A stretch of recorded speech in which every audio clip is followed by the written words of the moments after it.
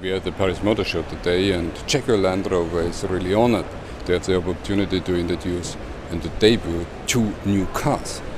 For Jaguar, the new XE, and that is a vehicle that redefines the premium mid-size saloon. A vehicle which combines this kind of technology, engineering, innovative engineering, but also British design. Discovery Sport is today also debuting the Discovery Sport in a new way.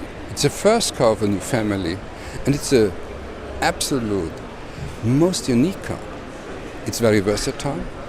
It has got designed by Jerry McGovern, our designer, and it has all these kind of combinations you need. It's small, it's compact, but on the other side you get a 5+2 seating opportunity. 2014 is a very interesting year for Jaguar Land Rover.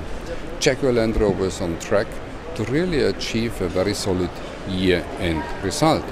And that means we are debuting here new vehicles, we are going into new segments, quality is on track, and so we are solidly building a more resilient company.